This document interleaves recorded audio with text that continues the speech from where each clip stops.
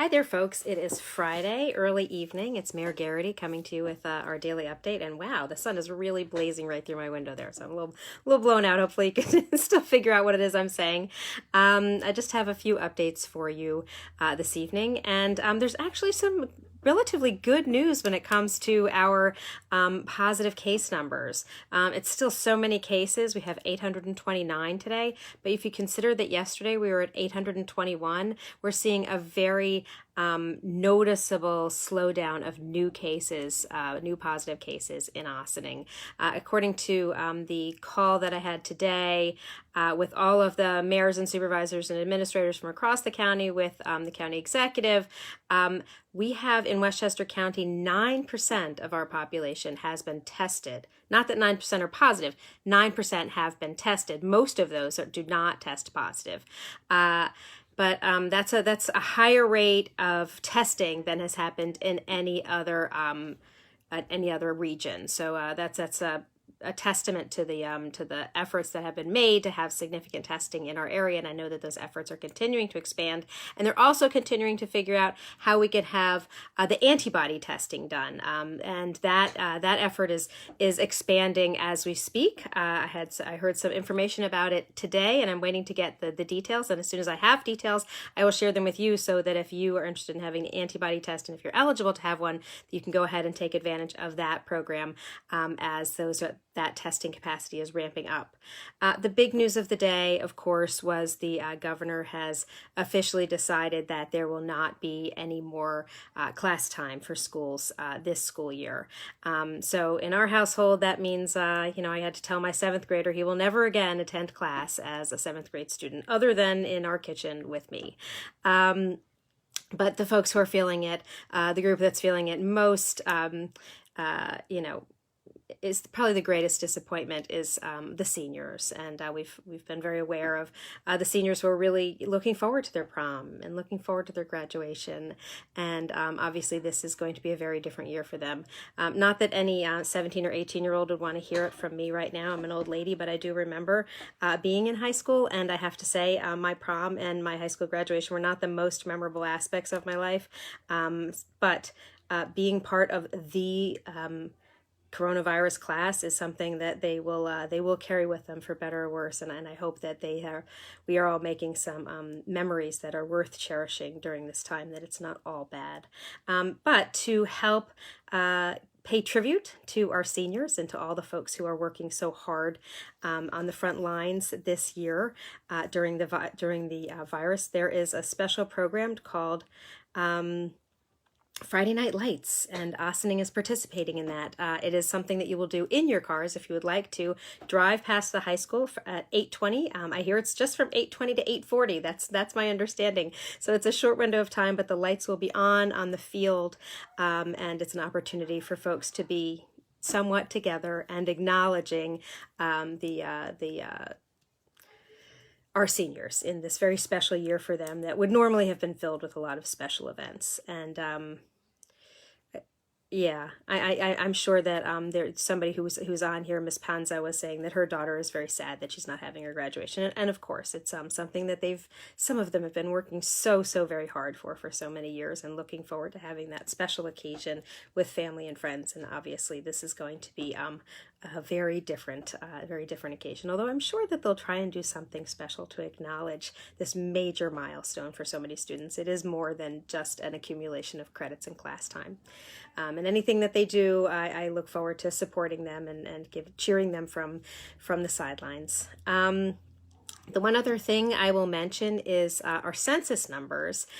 We passed the 50% mark earlier this week. That was good news. We had surpassed Sleepy Hollow in the last week or so, and we had a better response rate. But I have to say, I'm a little worried because Sleepy Hollow had a big response over in their overnight numbers, and now we are only 0.1% ahead of Sleepy Hollow in our households that have responded to the census. That is making me a little nervous. I don't want to fall behind Sleepy Hollow. If you know and much about my history, I grew up in what was then North Tarrytown, is now Sleepy Hollow. Not that I have any begrudge them any success, but I really, to me, that's I want to see Ossining continue to rise up the level of our response rates. 10 years ago, we only had less than a 65% response rate overall. Today, we've made it over the 51%. We're at 51.5% of households in the village of Ossining have responded to the census. But there are a couple of communities, including our neighbors in Croton, that are over 70% of response rate. I know we can do a lot better than that.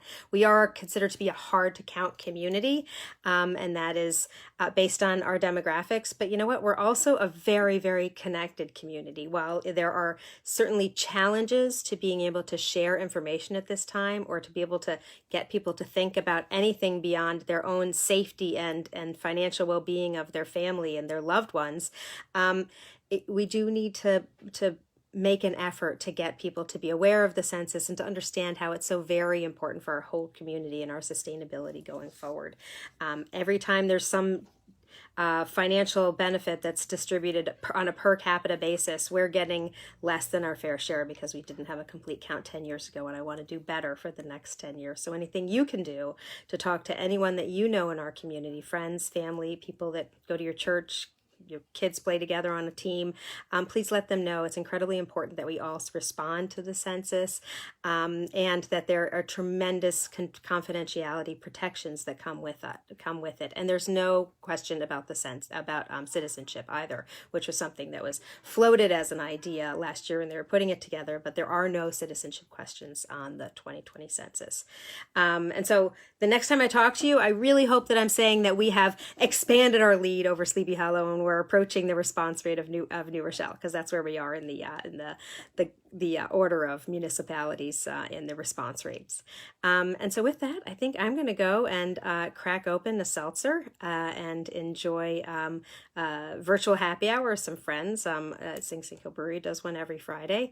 Yesterday, I saw Christina Picciano just tuned in. She's a friend of mine who's a musician. I got to enjoy a virtual concert. I see more and more of those happening. Reasons for us to gather virtually with friends and community members, and I hope that you are having an opportunity to do that.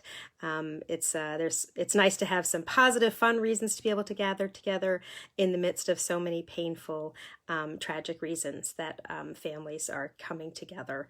And we are waiting to go home due to the pandemic. We're in Costa Rica, where we are on vacation. Can it be filed remotely? Yes. Oh, I'm so glad you asked. Yes. So there's somebody who is watching this who is in Costa Rica right now, where you were on vacation. Yes. So I will include a link to the census website in the posting of this meeting of this update when I get off. And even if you don't have, everybody was mailed a census ID number, but you don't need to have that census ID number to be able to respond. They'll just ask you a couple of other questions to figure out who you are. And then yes, please, Ms. Mancuso, please respond to the census from wherever you are in the world. If this is where you live, if you are a resident of Ossining or of the United States, wherever you are, you can still respond to the census, regardless of being away on vacation. So that's good news. Maybe we'll get one more family in there as a result of today's update.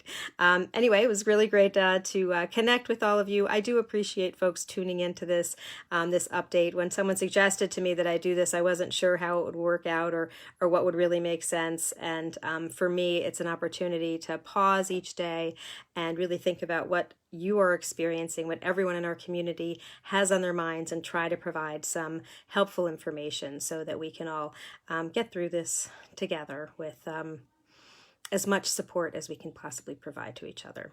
And with that, I say thank you very much. Have a wonderful weekend. I'll stop by sometime virtually over the weekend, either Saturday or Sunday.